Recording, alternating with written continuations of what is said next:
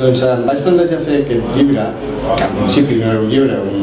era un treball d'investigació, quan a un seguit de dubtes que jo tenia sobre la personalitat i la trajectòria d'obra d'aquest senyor, de Vicente Risco, vaig conèixer persones que l'havien tractat i que se suposava que el coneixien amb prou profunditat, a ell i a la seva obra, i no em van donar respostes que a mi em fossin satisfactòries. Eren respostes molt tòpiques, molt repetitives, on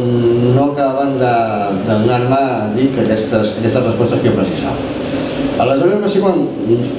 davant la teoria de que la vida de Vicente Risco havia tingut 3 etapes, una primera de joventut, una segona ja de maduresa, que havia sigut nacionalista gallec, i una tercera a partir de l'esclat de la Guerra Civil, en la qual per pos era un any més conservador, davant d'aquestes 3 etapes, analitzant una mica la seva obra, la seva trajectòria, per mi no existien aquestes 3 etapes. Eren una de sola, era una vida perfectament coherent entre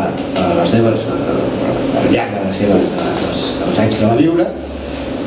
i que tenien una coherència, l'únic que canviava era l'entorn al qual es movia. I aleshores va ser quan vaig analitzar el per què havia fet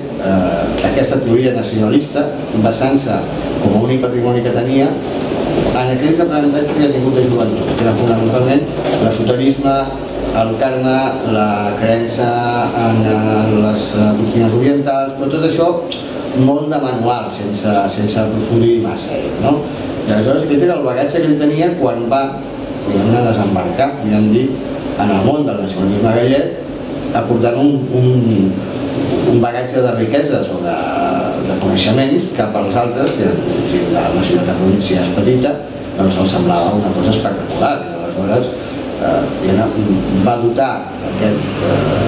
aquesta nova teoria de nacionalisme gallec amb uns coneixements i una visió que resultava aparentment innovadora.